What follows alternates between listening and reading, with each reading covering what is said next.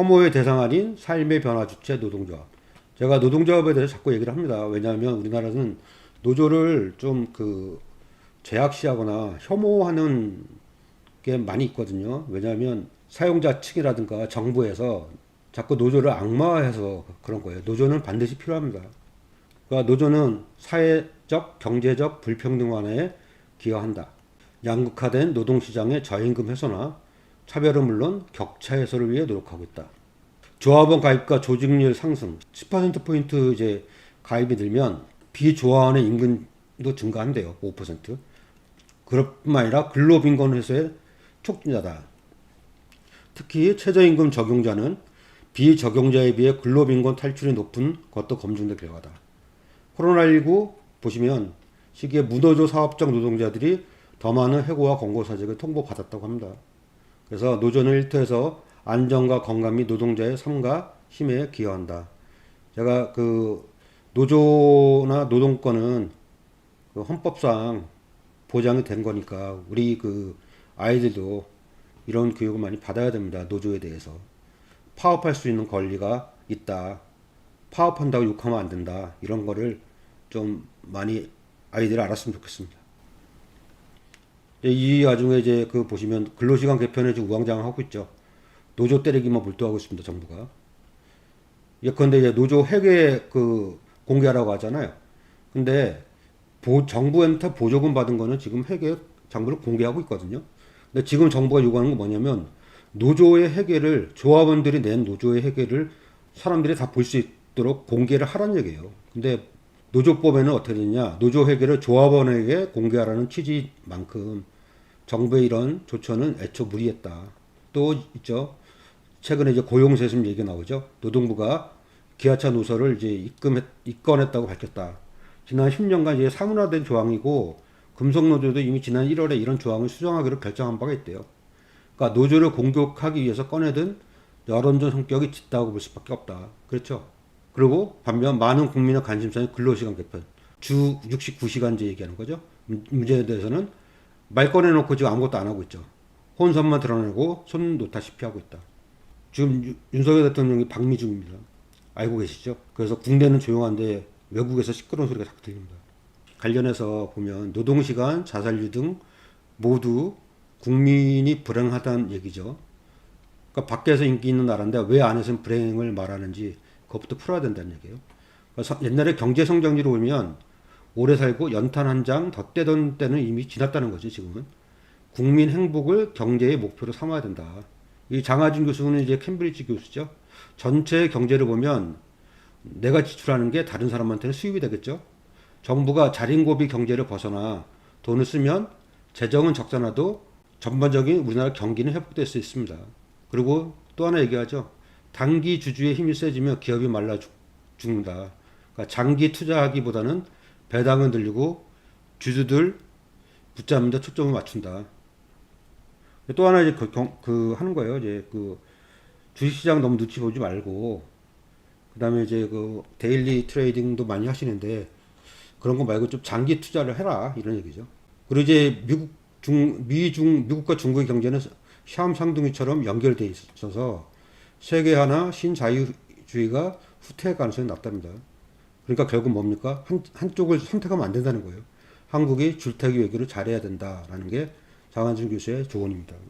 장한준 교수가 이제 케인지언이거든요. 제도학파거든요. 제도학파.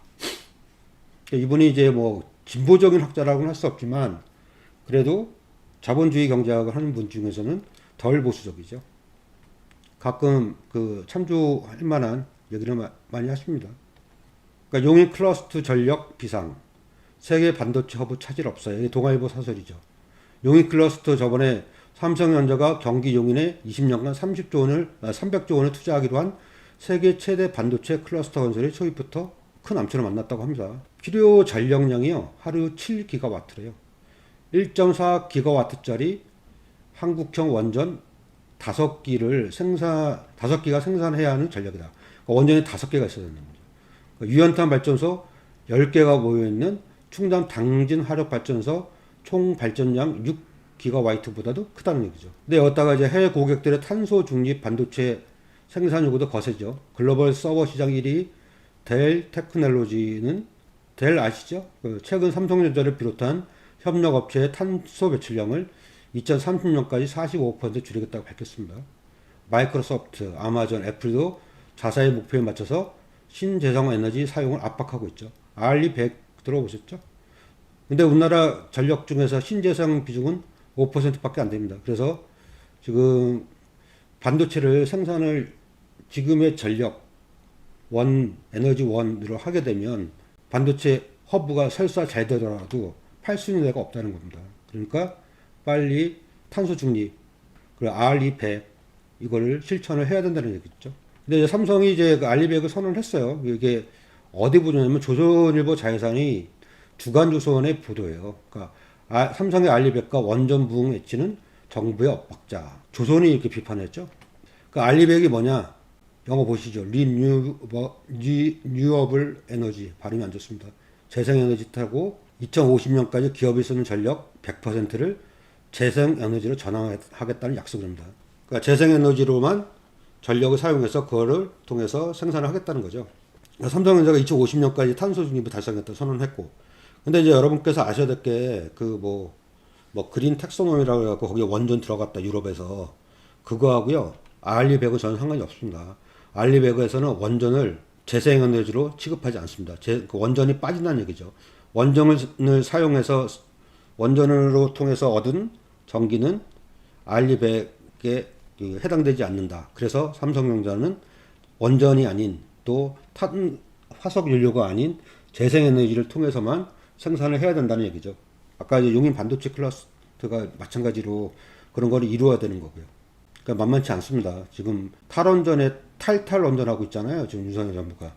이렇게 해서는 삼성이든 우리나라 그가 이제 수출 주도형 경제인데 알리백을 이루지 못하면 물건을 생산해서 사주는 데가 없어서 수출하기 쉽지 않습니다. 그러니까 빨리 이거를 에너지를 전환을 해야 됩니다. 이게. 근데 이 와중에 이제 그 조선일보가 계속 전기료 인상 이거를 이제 밀어붙이고 있습니다.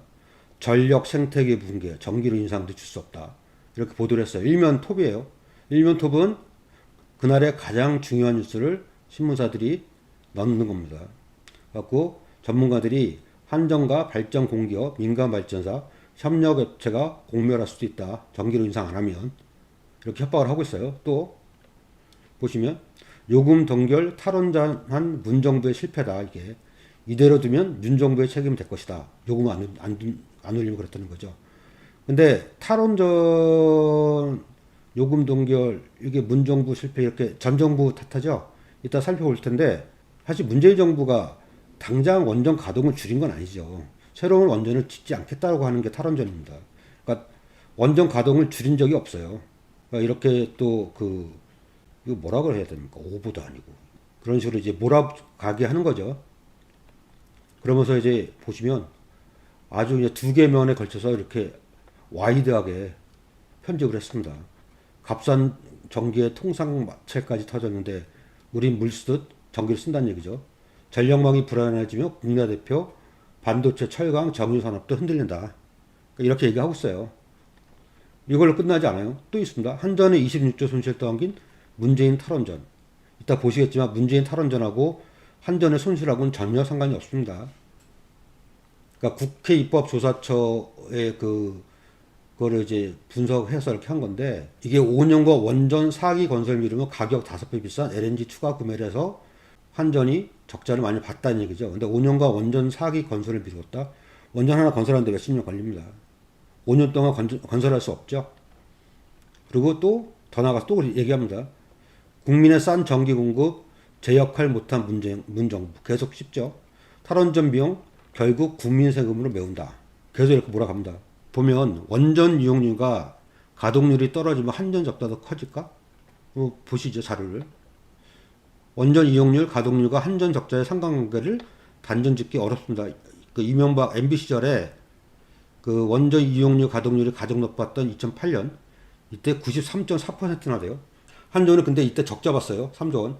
그리고 문재인 정부 시기도 마찬가지다. 문재인 대통령 임기 중 원전 가동률이 가장 높았던 2021년 76%. 한전이 이때 적자를 봤어요. 6조 원 가량에. 근데 가장 낮았던 66.5%를 2018년에는 오히려 적자가 2천억밖에 안 됐죠. 그러니까 이거 적자하고 한전의 적자하고 원전 가동하고는 상관이 없다는 얘기죠. 그리고 실제로 그 문재인 대통령 임기 중에 원전 이용률이 이렇게 낮지는 않습니다. 일반적이에요, 일반적. 2018년에는 이제 원전 하나가 이제 문제가 있어서 가동 안 했던 것 때문에 낮습니다. 그러니까 오히려 뭐냐? 원인이, 한전 적자 원인이 높은 화석연료 의존도 때문에 고유가에 취약한 겁니다. 이게 과도한 화석연료 의존도로 인해서 고유가 및 석탄 가격 상승에 취약할 수밖에 없는 전력시장 구조 또한 한전 적자의 근본적 원인이다. 그러니까 지난해 기준, 이게 지난해인가 이게 한 2021년이에요. 석탄 LNG 발전량 비중은 63%죠. 10년 전과 똑같아요. 그러니까 석탄 발전은 좀 줄었지만 대신 LNG를 많이 늘렸죠. 그러니까 기후솔루션에 따르면 올해 1분기 기준 킬로와트당 석탄 발전의 정산 단가는 약 155원 최대. LNG는 247원 비싸죠, LNG가. 발전량을 고려해 총 전력 정산 금액을 비교하면 1분기 석탄 발전 총 정산금은 얼마나 올랐다고요? 1년 전보다 73%. LNG는 112%, 2배 이상 올랐습니다. 그래서 적자를 많이 보는 거예요. 그러니까 이게 이제 우리나라 그 에너지 원별로 이제 발전량을 이제 비교한 거거든요. 예, 그 제일 밑에가 원전, 여기가 석탄, 두 번째가 유연탄, 무연탄 합쳐서요. 그리고 제일 위에가 신재생이고 여기는 기타입니다. 기타는 이제 신재생 외에 뭐 다른 것들이 좀 있겠죠. 수력이나 이런 거. 보시면 2021년에 원전 비중이 27.4%, 2020년에 29%. 비슷합니다. 그냥 크게 차이가 없어요. 2013년 26.8%. 그렇죠. 보통 이제 30% 정도 원전이, 이 정도 원전이 차지합니다. 나머지는 뭐라고요? 석탄하고 가스입니다. 이게 가스네요. 기타가 아니고. 석탄하고 가스, 이게 화석연료죠. 이게 60% 정도 됩니다. 항상. 이 석탄과 가스는 우리가 다 수입하잖아요. 그러니까 이제 그 국제 원유 가격 내지는 국제 석탄 가격에 엄청난 영향을 많이 받습니다. 국제 가스 가격하고. 그래서 이 가격에 따라서 전력 생산 비용이 많이 늘어나고 적어지고 하는 겁니다.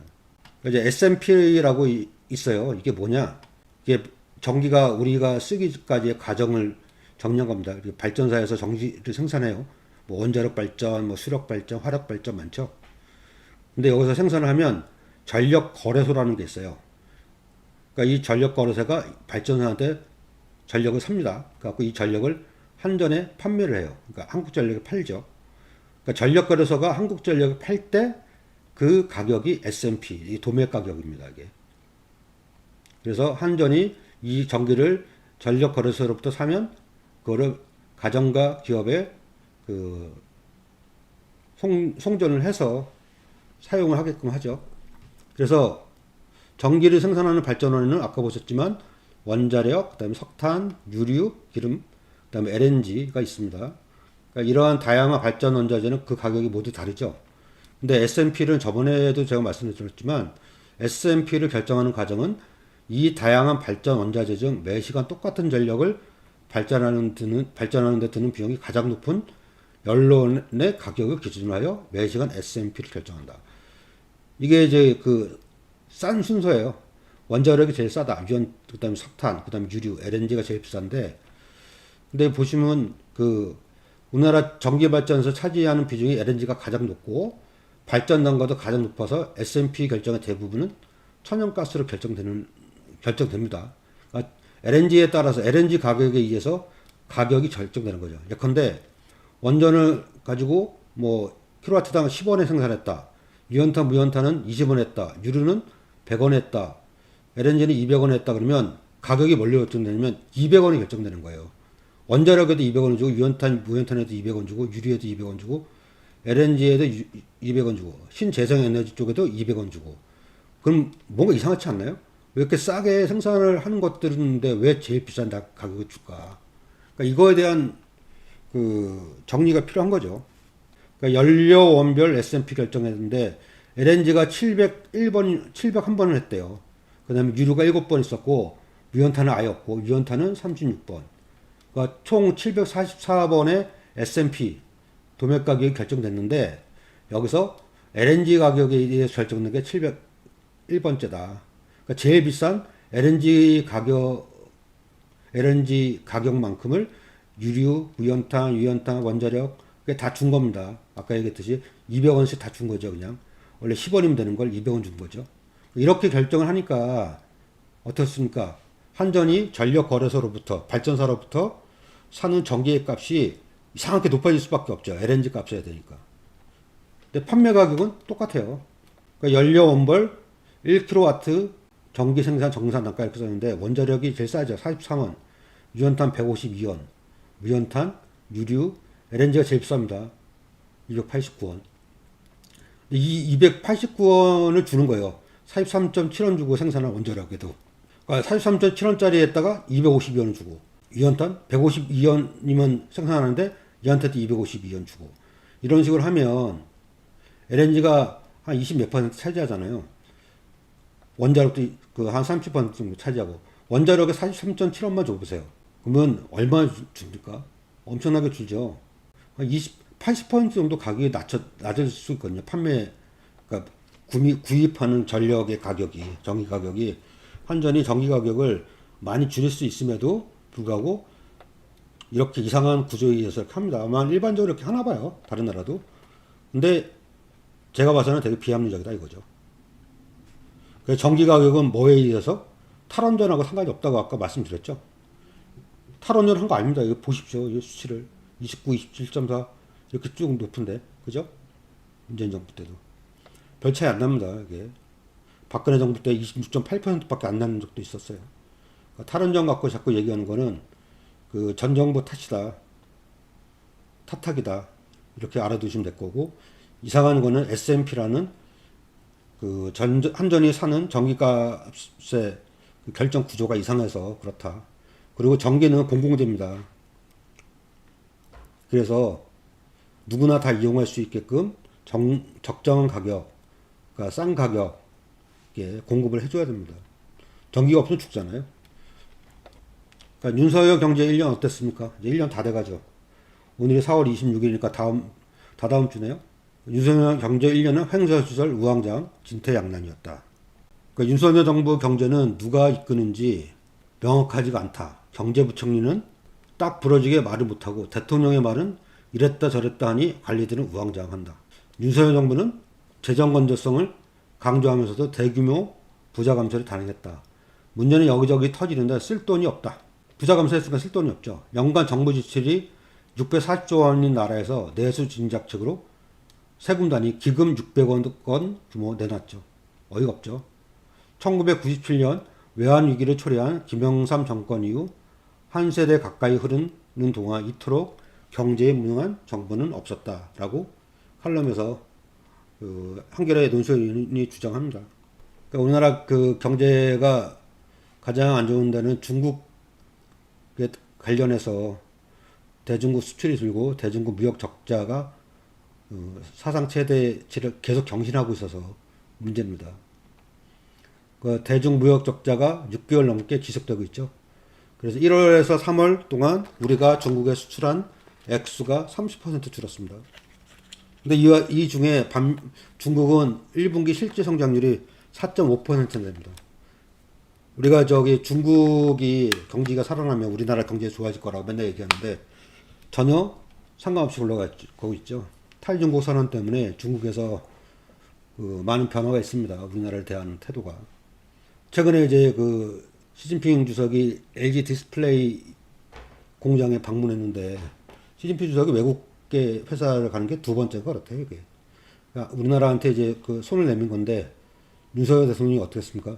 대만 관련해서 말을 잘못해가지고, 말실수가 아니고 말을 잘못해서 중국에서 엄청나게 반발을 했었죠. 근데 이번에 또 외국 언론하고 인터뷰에서 대만 관련해서 힘에 의한 병정은 뭐 어쩌고저쩌고 또 그 얘기 또 했습니다. 중국이 가장 싫어하는 말을. 그러니까 관계가 좋아질지 모르겠습니다.